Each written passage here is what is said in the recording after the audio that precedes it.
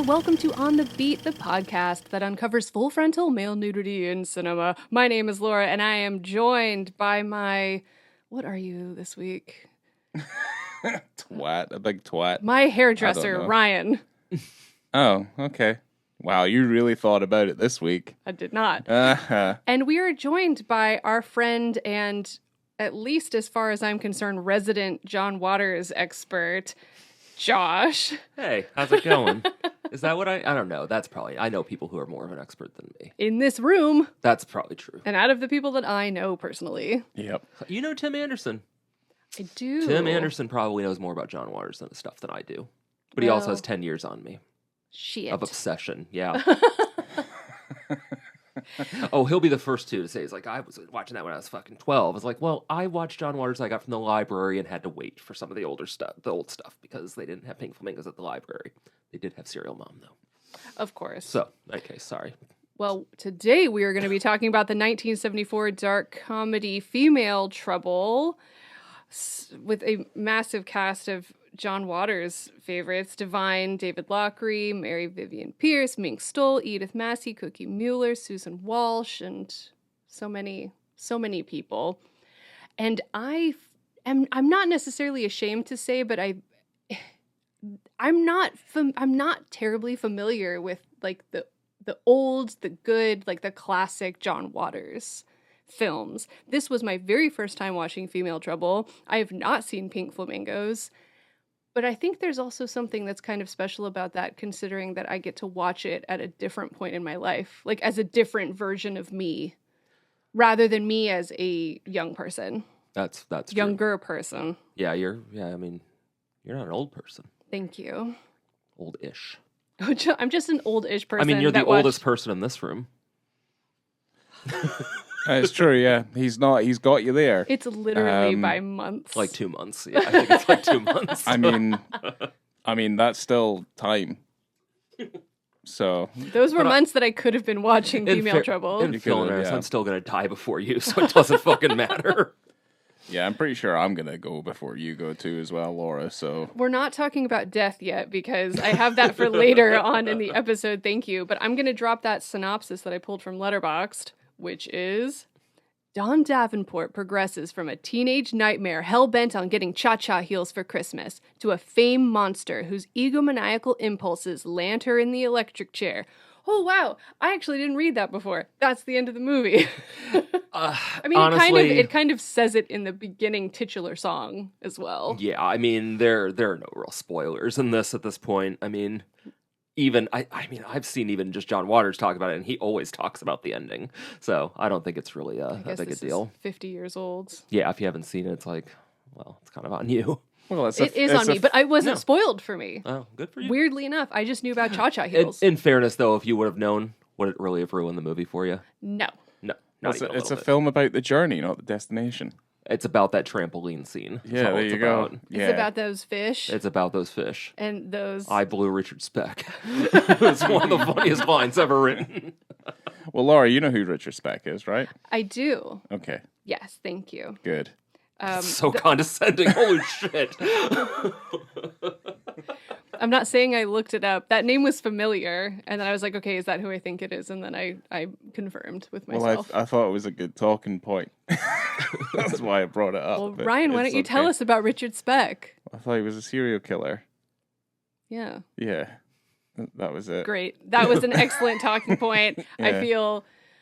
I feel just filled up with information. No, I thought you made notes about it. That was all. That's the only reason why I brought it up. I made notes about the Manson family. Okay. Because that makes sense, because the film is dedicated to, like, the head honcho of the Manson family. Oh, okay. All right. I didn't realize that. Where's that? Is it? It's at the very beginning of the film. Oh, was it like for Charles? Is that what it said at the beginning? Oh, right. Oh, okay. All right. Yeah, sorry, I don't remember that at all. I'm getting all confused. Did I say the tagline of the movie yet? No. Nice girls don't wear cha-cha heels. Right. I loved that part. I loved all the parts of this movie. But it was directed, obviously, as we've been talking about, John Waters.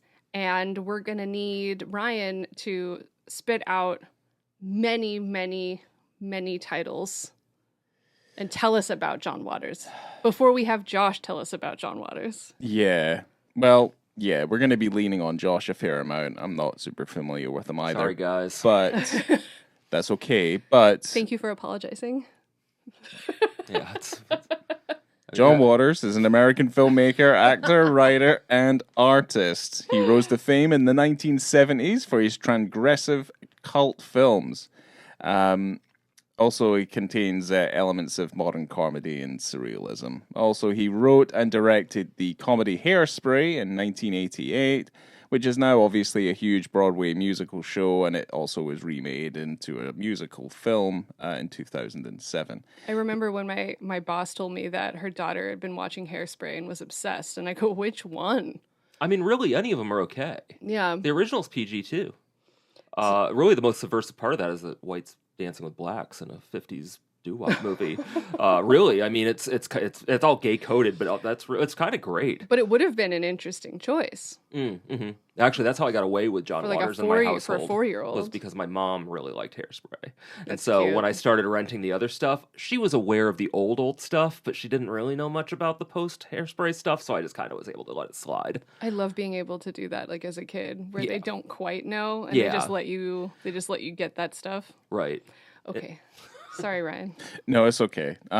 So he has also appeared in films, some from the Child's Play franchise, and then obviously into the Chucky TV show from 2024. Obviously. But yes, let's have a little look at his films. I think some of these are shorts, but I basically wrote down everything. So I can interject on what's available and what isn't. Yes. So in 1964, we start off with Hag in a black leather jacket. Not available. Okay. In 1966, we have Roman Candles. Not really available. 1968, we have Eat Your Makeup. It's not really, but I know people that have seen it. Have you seen these other ones? No, the other ones are actually so difficult to find that even at the exhibit at the Academy in LA, they only had like 2 minutes from them. That's pretty much all that exists anymore. Has the other expert Enzians, Tim Anderson, seen those? No, Wow. they don't exist. Well, they just don't exist, Yeah. If the Academy can't obtain them directly from John Waters, I don't think it's gonna. It's unlikely. It's that unlikely they're anywhere. They might be found in like his grandparents' attic one day. I don't know. Hopefully, but Well, I don't know. But okay. Any case, no. They're and Roman Candles is a kind of a play on that Andy Warhol multiple projection thing. So it's actually be able to see it. You have to see it live with 3 16 or 8mm projectors set up. Oh. So Okay. yeah. So in 68 still, we have Dorothy, the Kansas City pothead. I don't think that ever actually got shot, is my understanding. It Okay. floats around as a title that has a script, but I have not actually seen any evidence that anything ever existed of it on film. Okay. This is great. 69, Mondo Trasho. Oh yeah, I got that. Okay. That's the one. That's the one that is never going to get proper released because they never got the licensing for the music cleared, and it would be way too expensive now. Like he stole all of it, and yeah, it's been made very, very clear that unless you see a private screening of it with him, but it's on YouTube or it's on archive.org, that's for sure. Oh, nice. So Okay. I have a copy of it. That just kind of sucks, but better than nothing. Okay. The Diane Linkletter story from 1970. That does play from time to time, but it's always at museum exhibits. Okay. Multiple Maniacs in 1970. I think we're getting into the now ones we're getting which into are, the stuff that New Line eventually ended up buying. Okay. Pink Flamingos from 1972. Female Trouble in 1974. Desperate Living in 77. Polyester in 81. Hairspray 88. Cry Baby 90. Serial Mom 94. Pecker 98. Cecil B. Demented 2000. And A Dirty Shame in 2004. And that's it? That's it. That's everything, yeah. Well, yeah, he doesn't really make films anymore. He's been trying to get Liarmouth off the ground the last year. It was his first nonfiction novel that he wrote, and there was some misinformation floating about that he had already secured financing and that Aubrey Plaza was going to star in it, which would have been actually kind of ideal for the book. I mean, but he came out and said, he's like, we don't have financing locked, guys, and it's pretty much, he seems to think it's dead in the water, unfortunately. He's getting pretty old, too, so I don't know if we'll ever get another John Waters movie. Yeah, he's 73. No, he's older than that, isn't he? No, I I think think he's he's 73. 78. Well, you know what? We will see. Okay, I think Wow. he's almost Either 80. way, that's old as fuck. Yeah, I think he's almost 80. You guys, that's not that old. 80's Pretty old. 80's 80. pretty old to make a movie for the first time in 25 years. Yeah, I mean, that's a good twice thing- our age. Paul Schrader never stopped. That's true. Yeah, but have you Well, seen Paul depends who you Schrader, ask. though? Yeah. Yeah. Not according to me. Yeah, his body is slowly beginning to stop, though. He looks pretty sick. Shreds? Yeah. Don't he talk does. about him like yeah, that. he's on like oxygen and stuff like that. Like Well, he's not healthy. Listen, just fine. He's gonna be fine. It happens to us all. Him and Paul Verhoeven are fine. Yeah, well. Paul Verhoeven, though. We got that movie coming from him next year. What? Which one? Oh, there's a new political thriller that he's doing that's written by the guy who adapted Starship Troopers. And it's going to be set in D.C. It's his first American film since Hollow Man. Oh my god, I'm screaming. And I'll just correct myself. John Waters, unfortunately, is 79 years old. So he's still in We his were 70s. both wrong, but he's also he's much older than we thought. Yeah, he's born. It's December, right? He'll be 80. I thought it was April. He was born in April. 22nd. 22nd.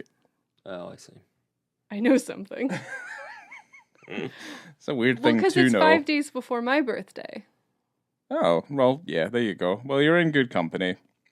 That is true. Yeah.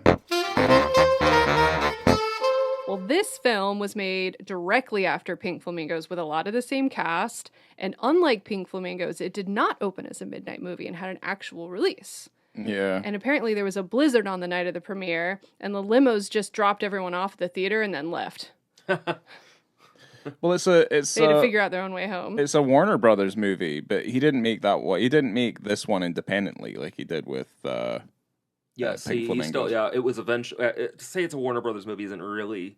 He made it and then they picked it up, basically. Is that what that was? New Line eventually bought his work, and then Warner Brothers bought New Line's catalog. Oh. So they actually I have get nothing to do with his deal. Oh, so it's like at the Disney. time. It's like Disney Cron. Right, Just I mean, eating everything. yeah, it's yeah. Yeah. Okay. I see. All right. Okay. Well, I get you there. I think a lot of people have categorized this film as like a melodrama, which I guess I could see. I could see that, I guess. Yeah, like a funny one. Yeah. And John Waters said that some of his inspiration, like some of the films that inspired this one, were I Want to Live with Susan Hayward, Boom with Elizabeth Taylor, also the movie Susan Slade.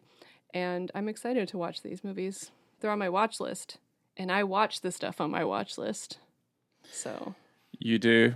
That also sounds a little bit derogatory. I It do watch is. this stuff on my watch list too. I looked at Josh. I know that. No, I don't do it at all. I'm awful about that. I barely pay attention to my watch list. It's full of shit, but I've never looked at it. You have your watch list and then you have the stack of movies. I have a physical watch list. Yes. Yeah. that is like 200 deep. So On I'll my- get to my yeah. digital one later. Because I think at some point, I think in my first year of using Letterboxd, I think I'd watched 2 from the watch list and added more than 200. So it was like, right, okay. See, that's just daunting. You're setting yourself up for failure. I've fucked Oh, up. mine has hundreds and I'm not even hundreds. I'm not even joking. I lost 10 minutes of my day just looking at it, thinking, wonder what I could watch, and then I went too deep. And I'm just Yeah. like, no, this is a poor yeah, that's show. worse than wandering around Tubi. Yeah, which I almost did today, but the core was on there, Hell so yeah. I was able to just Well, sit and watch I don't that. need that streaming because I own it on DVD. Yes, It'll we also probably have take, DVD, 40 minutes less to watch it on the DVD than you do on Tubi. I love Tubi. yeah. Yeah. I love Sponsor Tubi. the- Well, it's sponsor the show, already Tubi. yeah. Tubi sponsors, please. It's and also already Letterboxd. well. I mean, yeah, that film just already its theatrical release was 2 hours and 15 minutes. It's so long. That's too long. When Ryan talks about his favorite movies, he never talks about the core. Yet I enjoy the core. He actually Yeah. in real life talks about the core, like on a weekly basis. He brings Yeah. up the core. I think that might be too much. it's a weird amount. Have How you much? thought about divorcing him because of it? No, but he put on the core today, and then I got I mean, that's just grounds weirdly. for like an annulment, probably. I got Right. It's weirdly like, what, he angry. really likes the core? Fuck him. You know what makes me the most angry is Tucci's wig in the core. Ooh, yeah, his Let hair. that man be bald. His hair is something in that movie. Yes. Josh's phone case is a mosaic of Stanley Tucci's head. Dozens of Stanley Tucci heads. Yes. So we were going to bring up death, or we started to bring up death, yes? Okay. Almost every day. So, I mean, this film was made 50 years ago. No surprise that people have passed on in this, off of this earthly The amount plane. of heroin use amongst this cast Oh my God. is, yeah. Well, David Lochary, who plays Donald Dasher, passed away in 1977. And when I was researching it online, originally it was just he died during a PCP trip. But then there's other articles, I guess, from friends of his and people that knew him that said that it's a little vague and a little mysterious how he passed away, that most likely PCP was involved. But there's also notes saying that he overdosed on PCP and then fell through a glass table and bled to death. Either way, it's great. not great. That's not how I want to go at all. No. At the very least, you can take solace in the fact that he maybe didn't even know where he was. That's true. So, there is And that. since we're on this subject, Divine passed away in 1988 and was only 42 years old, and he died of a heart attack. Yep. Many people obviously sent flowers, including Whoopi Goldberg. And I just wanted to bring it back to Whoopi because unfortunately she had no connection to female perversions, but she did for single white female. So this kind of Why are you trying to tie in Whoopi Goldberg? Because she's brought her up at least in the last, like, one of the last episodes that we've done. So Yeah. Whoopi Goldberg sent a wreath that said, "See what happens when you get good reviews." Oh. Yeah. That was something John Waters always talked about, that he was really happy that that Glenn died after it premiered, after Hairspray premiered, because he was at least able to read all the really glowing reviews. Yeah. Because, that in the 80s especially, he was trying to do a lot of different things. Have you guys ever seen, there's a great documentary called I Am Divine? No. That is excellent. And they don't really harp on the water. I mean, the water stuff is such a big part of his career that obviously is part of it. But really goes into some of the weirder stuff, Lust in the Dust, and there was that Alan Rudolph movie. I can't remember. I'm looking for it, He was a straight dramatic character. I just watched that. And it was super weird. Yeah, I heard. I've never seen it, actually. Lust in the Dust is great. You should absolutely watch that. Any case, I Am Divine is really, really good. Has a lot of great scenes with his parents. Mother especially, kind of a little bit of sad. It was pretty sad. It's pretty upsetting, actually. But regret. A lot of regret there. There wasn't more accepting of their kid. Oh. So it's a good film. The Alan Rudolph movie is called Trouble in Mind, and I watched it and I go, I know that person. And then I looked it up and I go, oh, hell yeah. Mm-hmm. That movie is weird. Awesome. Keith Carradine's amazing. I do like Keith Carradine. Yeah, he's in a lot of Alan Rudolph movies and he's wild in that movie in particular. So the titular song is, if you didn't notice while watching the film, is sung by Divine. It was written by John Waters. And the film is dedicated to Charles Watson. And apparently that was a joke because... And is this true, Josh, that John Waters visited Charles Watson like in prison?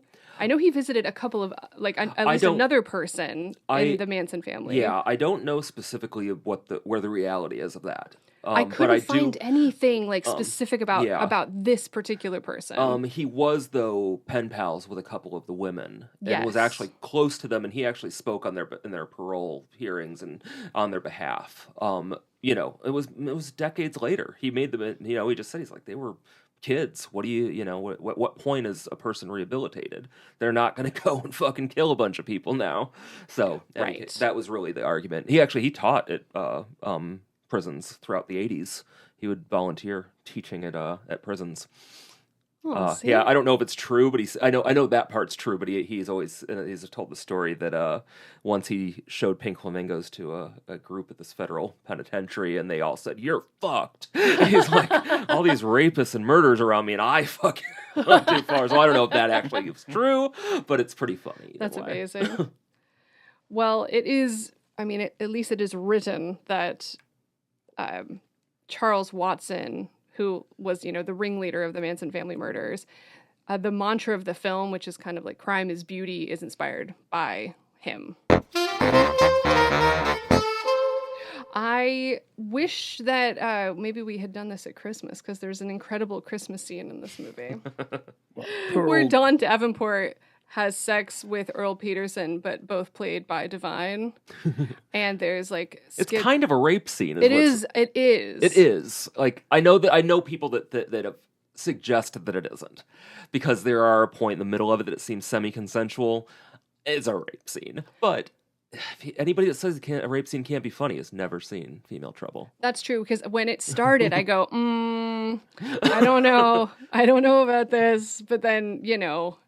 It's like Toxic Avenger. Like if you Right. a commitment to bad taste to the point that there's no way you could take that seriously. With the noises, Yeah, and the there's skid nothing marks, about it. It's the meant to be mattress. just so filthy, but tongue in cheek. I don't know. I think it's weird that there's an innocence to it. I think there is an innocence to this kind of filth, or at least purity to it. Maybe, I don't know. Yeah, Sincerity, certainly. I could see that. It's meant to shock, but that's not the only reason it exists.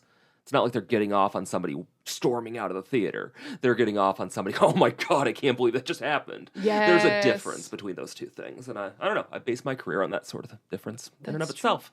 That's true. That's true. Yeah. Well, Susan Lowe, who played the receptionist at the beauty salon, was like at near the end of her term of pregnancy.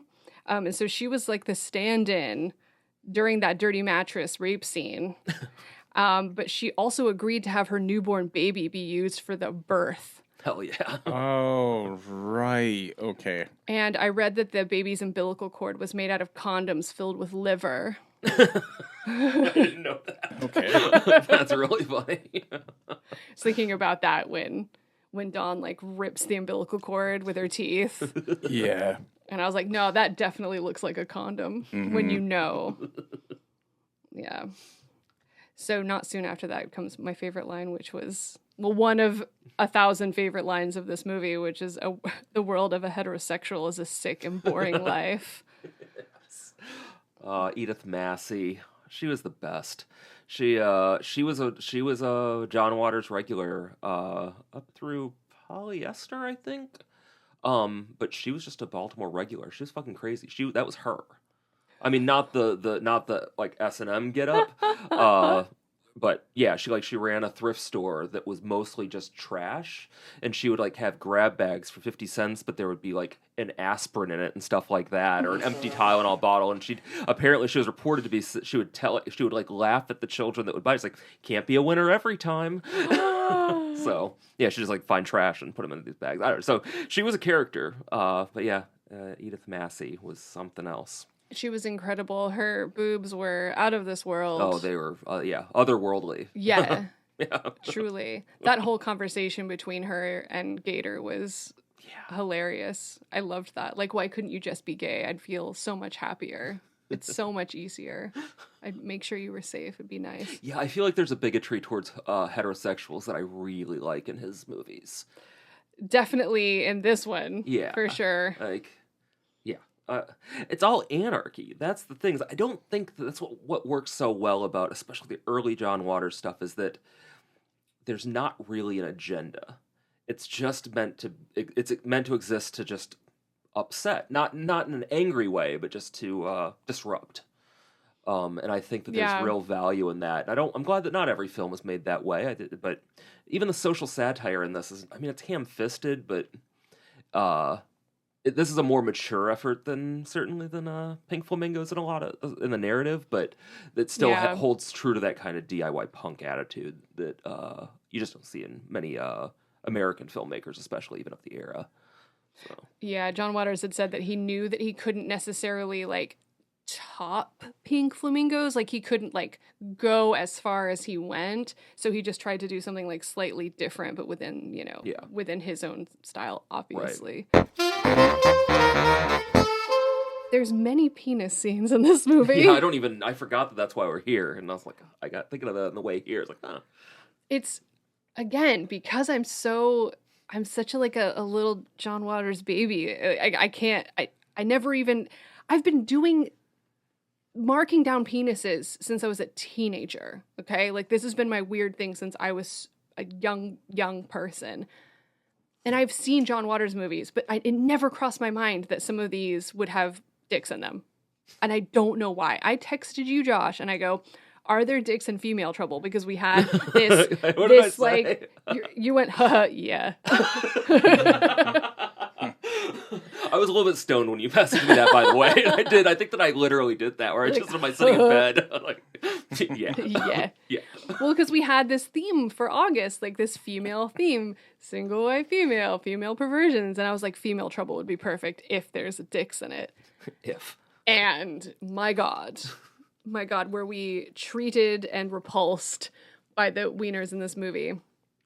But this first one comes in at 28 minutes and 7 seconds, and it's during the Dawn Davenport Married Life 1969 sequence. And Dawn marries Gator, the hairdresser at the, what is it called? Is it like Pink Lipstick? I can't The remember. lipstick salon? Lipstick salon. Well, it's very exclusive, though. Yes. It's very Yeah, exclusive. it's very Incredibly exclusive. Yeah, that woman who just gets thrown out immediately. It's just like, no, you just look like shit. Get out. One of them had a job and they hated the job that she had, and It's they're like accountancy or something. like, oh, you're an accountant, get the fuck out of here. Yeah. It's disgusting. Well, Dawn obviously gets in because she is the most gorgeous person that exists in this world, and she's a criminal, you know. Yeah, that's important. She's Yeah. a criminal. So she gets in immediately, and she wants to get with Gator, who lives right next door, which is super convenient. Yep. And they get married. Of course, why not? And it's during this like musical montage, and you can't Yep. like, you're like, oh, this doesn't look like a happy marriage. This doesn't look like it's not violent. And then Dawn catches Gator having sex with another woman, Yep. and this is our penis scene. Yeah, she comes home to her husband getting his face ridden. Yeah. Yeah. It's a funny scene. There's a few shots here. This isn't the best one. There is still another No. one to come. So you kind of see the tit from the wide. You see some nuts. I mean, to be fair, if this was a vagina podcast, this would probably be an apt scene to cover, because we see probably more of that than we do see of the dick here. But yeah, they have a little wrestle, so we get to see a little bit more. Most of like how the film is shot, though, is that it's these developing oneers. There's not a lot that we cut from. It's usually a lot of big wides that just let the action take place. So for the most part, unless we're focusing on something specific, the film doesn't really go into a close up. So kind of take that into account. Not during this particular one. No, that Literally happens 2 minutes after. later, it does. But Yes. but yeah, Where he's having sex with Dawn, and then Taffy comes in. Taffy is the daughter. She's A the 14-year-old played by a 30-year-old. yes, who's also very special. Side note, I don't even know if you guys know this. You know that my least favorite cat is named Taffy Davenport. Oh wow, Yeah. that's okay. where that comes That's where that from. Yep. your least favorite cat. I Is have that two. what I heard? Yeah, I have two. Oh, Well, it's Dawn Davenport's least favorite child. Yeah, Only child. yeah, that's true. yeah. All cats are lovely yeah. though. The other- Children, on the other hand, Not all. The other one Not is all cats, Ryan. Well, the other one's name is Dottie Hinkle, because that's Ming Stoll's character in Serial Mom. Okay. I told Alright. Ming Stoll this, and she did not give a fuck. Like, I could named hear my that cat woman's after eyes roll. She did not give a shit. It was really uncomfortable. And like I said this in a Q&A in front of a lot of people. That's excellent. It was a preface to a real question, but I did like whatever. How often do you get to tell Ming Stoll that you have two cats named after? yeah. No, it's always fun. I mean, Yeah. the only thing I have to compare that to is when I asked Sam Rockwell about his dick. Yeah, well, that clip's But he online. played the game with me. He and did. I He was appreciated actually that. he was forthcoming with information. I would Short, I but- would liken but to say forthcoming. that Mink Stoll is better off for knowing that information. I think so. Yes. Yeah, so there you Made go. an impression. Maybe she thought about it later. I hope so. Yeah. I hope she's thinking about it right now. Yeah. I'd be like, show me a picture, please. Yeah, she did not want to see And a then picture. go, looks nothing like me. That would be fine. No, she was not interested. Oh, dear. Okay, so So, yeah, Taffy comes in. Yes. She's the daughter. So they all start talking, and they've obviously stopped having sex, but he's still completely naked and completely exposed. He's on top of the covers. And basically, yeah, I mean, they just start having a conversation, and Taffy's acting up, as she's apt to do through the course of this movie. yes. I think Gator just says, "Why don't you suck Daddy's dick?" Yeah, it's, Yeah. Yeah, what a good line. Come which- and suck your daddy's dick. yeah. Is what Gator says. And then, obviously, to anchor that, just in case we're not aware, there's a big close up of his dick. yes. Just so we know that's exactly what he's talking about. If we were confused whether or not he was talking about his actual dick or the needle nose pliers. John Waters literally says, "No, this is it right here. This is what he's talking about." Yeah, there are needle nose pliers involved in Yeah. that scene, by the way, y'all. Yeah, because he's looking at auto magazines Yeah. as his pornography and using tools from the toolbox as sex toys on the bed. Yeah. I like when Don's like, "No, get the needle nose pliers," and then he's like ramming them in there. Fantastic. But yeah, we see it in a wide. That's the close up. We see it in a wide, and it's a lot of moving around. And to be fair, we see it for a while, Oh yeah, yeah. for a long Oh, it time. holds on that gator dick. Yeah, For sure. But you wrote down what Taffy says to him after he says that. I didn't. Oh, did you not? Well, I wrote, I I can kind of paraphrase. paraphrased it. Yeah, I paraphrased it because I was like, I wouldn't suck that dick if I was underwater and there was oxygen in your balls or something. I was Yes. watching Female Trouble one Okay. day years ago, and that line came up, and I couldn't stop laughing. For whatever reason, I had forgotten it or something. So I rewound it, turned on subtitles, took a picture of it, and put it on the Uncomfortable Brunch page, and I still randomly get likes on this thing. Like, not a lot. It's not viral. It's nothing like that. It's just weird that it still happens. Like, years later, I'll get occasional. I don't know why. So I think that's pretty funny. But it's that line. Nah. That is the line I said to you this morning. Not my just God. Yeah, just talking about the film, not like yeah. It's weird because, protest. like, I'd heard it before even seeing Female Trouble. Yeah. Well, no, the line is, I wouldn't suck your lousy dick if I was suffocating and there was oxygen in your balls, which is a far better written way than what I said it. But yes. what an absolute treat. Yeah. Yeah. Well, I mean, I could jump to the next one, which is the last one, which also involves a daddy.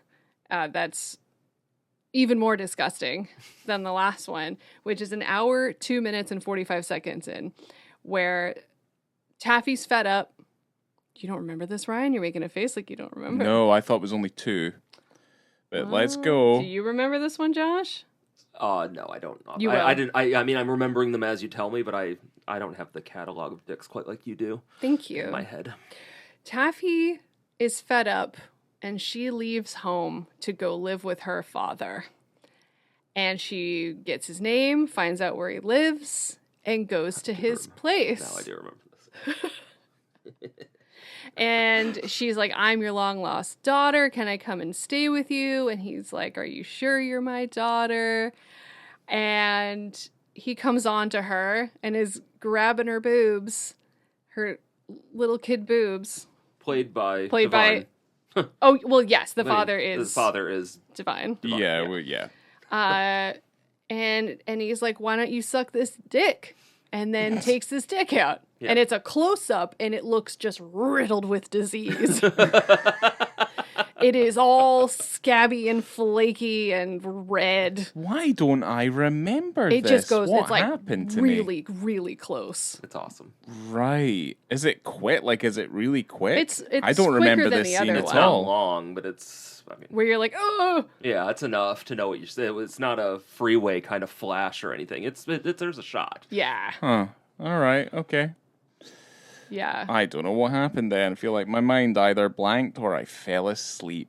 But I watched the film all the way to the end, so I don't really understand. Unless you know what, I might have been making my dinner at that point and it was still running. An hour in? Maybe.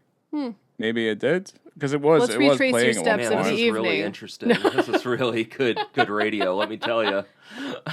Brian can't remember when he ate dinner. No, it was late. Divine took trampoline jumping lessons at the Y in order to train Oh, really? That's good. for that last. Yeah. Well, that's my favorite Wants to bit in Die the for whole Art. film. Yeah. Yeah, who Yeah. wants to die for art? Yeah, it was my favorite part of the whole film. Was the trampoline my thing. gosh. It's wonderful. It is a wonderful scene. So that was based on Divine's actual stage show, if I'm not I think mistaken, with that's the true. fish Yeah. and stuff. So Yeah. Yeah, it's interesting that he actually turned down funding from Andy Warhol for this movie.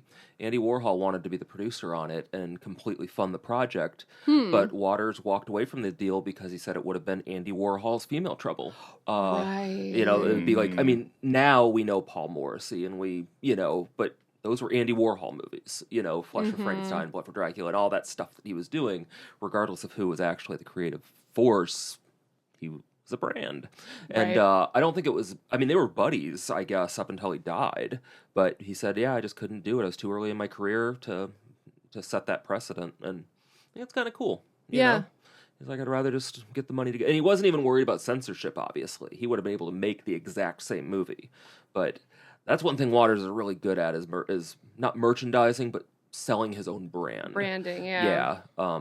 Like, he even kind of has a rule that he doesn't really like to sign bootleg merch.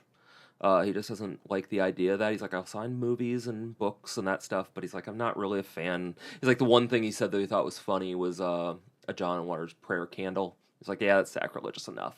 It's like, I know you bought that on Etsy, but I'll sign that. But yeah. Do you have anything signed? Yeah, I his? have a few. I have a couple books, and I think actually my copy of Female Trouble might be because I think I bought it at Atomic Books in Baltimore. That's where he gets his fan mail, apparently. Wow. Yeah, so he does signings there all the time, but they regularly have just like a John Waters section of all their stuff is signed, and it's not more expensive. It's all retail price. So if you're there, it's cool. So yeah, so a few things, but I've only got to meet. Oh, my copy of Pink Flamingos definitely was. I saw him in Tampa Theater. He was the keynote speaker for the Gay and Lesbian Film Festival in 2014, maybe something like that. Oh. So that was a fun story too, because I decided to spend the weekend out, and I grew up in that area in Tampa. So I went and saw my father, and this would have been before I started Uncomfortable Brunch, because we hadn't watched Pink Flamingos together, my father and I. Right, okay. Years later, he came to a screening I did, but at this point, we had not watched it together. Well, I had my DVD copy. I was with me for the weekend, and I was going to go get it signed. Well, he saw the copy, and he's like, oh, man, I haven't seen that movie since the 80s. And I was like, oh, I'll watch it. And I'd totally watch that movie 100% with my dad. No problem. But weekend went by, didn't happen. He decided to take a nap on Sunday afternoon, a few hours before I was going to be going to Tampa anyway. So I was like, well, fuck it. He's sleeping. I'm going to throw it on. And there's a scene in Pink Flamingos where Divine blows Crackers. Crackers is Gator. Okay. Gator, that actor. He is her son in Pink Flamingos. And it is not simulated. And that scene comes on. And again, I would have watched that with my dad, but I could not handle the idea of him walking out of his bedroom into the living room and me watching that. Yeah. So like a fucking 13-year-old, I fast forwarded through it. And later on, I told my dad about it, and he started laughing. He's like, yeah, it would have been fucking weird. Like, good call. So, yeah. Any case, that's my fun Pink Flamingo story with my dad. I think that's Of many. Yeah. Weirdly. That's We'll always save that for the Pink Flamingos episode. Oh, true. Yeah. That's always the funny thing about, like, when I lived with roommates and I would be doing this kind of work that I do and logging films and whatnot, and often fast forwarding until I see a wiener on certain films, just because, I had to do it. I've got work to do. I had to do a tech rehearsal on a hardcore gay porn art film because we were bringing the director down from Jacksonville, and so I was testing that at home in like mid-afternoon, and roommates came in. And I was like, luckily, I mean, that wouldn't have been a huge surprise. I'm not sitting around watching pornography all the time, but what it was fine. But it was a bit of a, what's going on here? I'm like, no, we're bringing down this 82-year-old gay porn director. He's going to do a book signing. He's going to do a retrospective on this film that he made, Bijou. So he was like a nice grandfather who said cock and fuck a lot. He's a delightful old man. Do you remember what he had for his meal? It was very basic. It was like eggs and bacon. Yeah, he was a meat and potatoes kind of guy. Wow. Yeah. Wonderful. Yeah. Wakefield Pool will be another episode if you ever decide to actually delve into pornography. His is the one. He's the one that I think you can get a pass on because, yeah, the history there is fucking awesome. That'll be for a sub podcast or whatever. A lot of dicks in that, I'll tell you. Oh, I'm sure. It's the old Patton Oswalt joke: 10 dicks for 10 dudes sucking 11 dicks. That's how extra dick that's how gay it is. Extra dick for good measure. Oh gosh. And you said that you saw Female Trouble like as a live Q&A, right? With John Waters? Yeah, about a year and a half ago. He and Mink Stoll came to Sunray Cinema in Jacksonville. Yeah. And it was awesome. It was really, really cool because he hadn't seen it, he claimed, since the early 90s, and she hadn't seen it even longer than that. And I kind of believed him as it was going on because the stories they were telling were super disconnected. It was clear they were remembering on the spot. Yeah. There's a moment where Mink Stoll asked John Waters, says, if the turquoise phone in the film was his personal phone, and he responded indignantly, immediately. He's like, "No, I wasn't that much of a Nelly."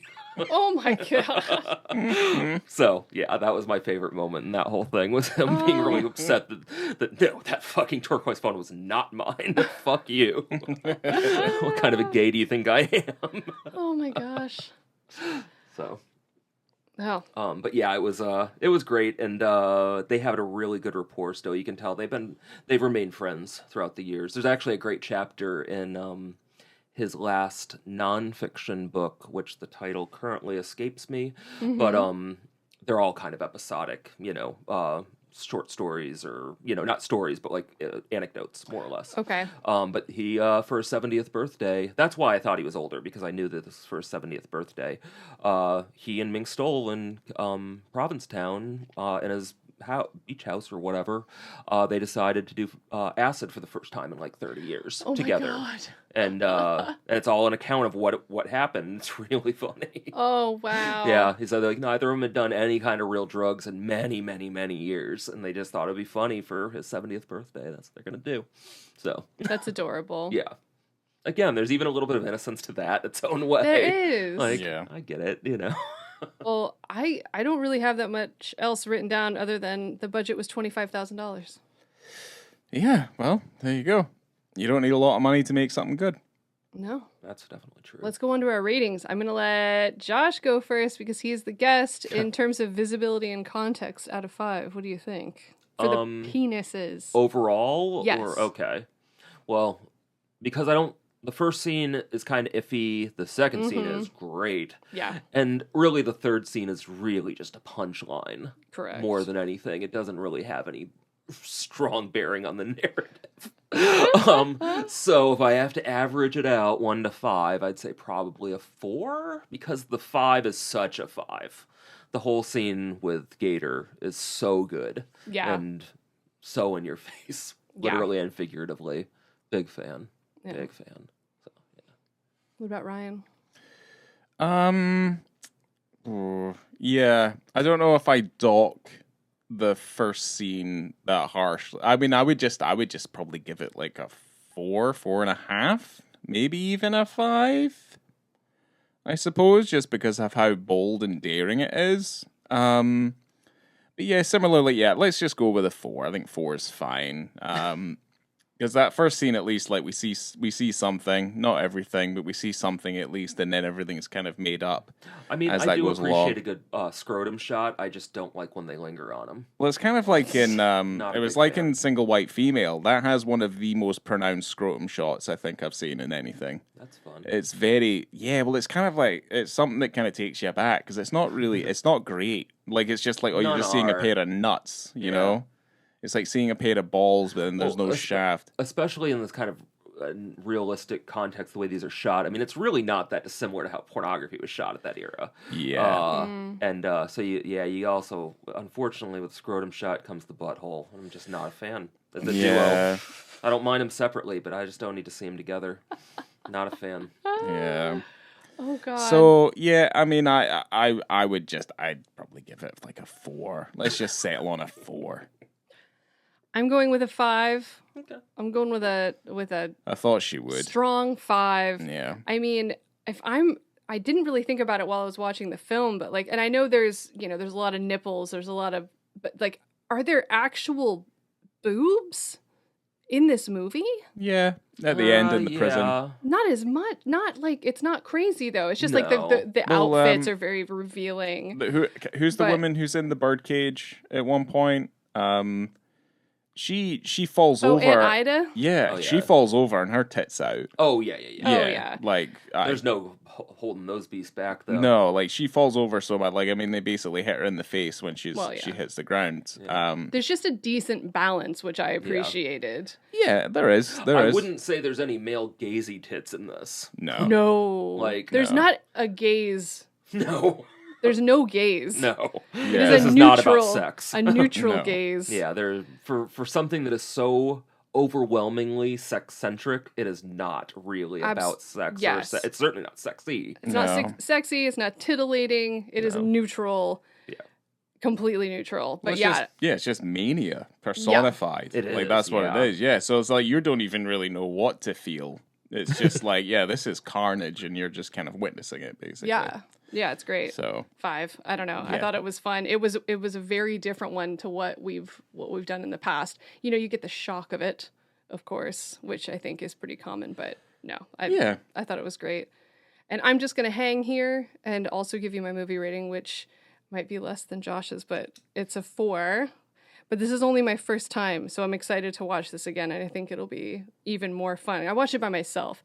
Time and place is a big thing. I'm like really excited to watch. I want to watch all the John Waters movies with you guys now. Yeah. Like I'm really excited about the prospect of this because I haven't watched Yeah. John Waters fresh with anybody. I couldn't tell you the last time. So Yeah. I'm really kind of excited about that. I think for me, it's more the early stuff. Like that's the thing. Like female trouble, like backwards. Like that's the stuff I'm not super familiar with. Yeah. All the newer stuff is something I've seen before. Yeah. But yeah, I wouldn't mind I mean, after watching Female Trouble, yeah, I do want to watch more.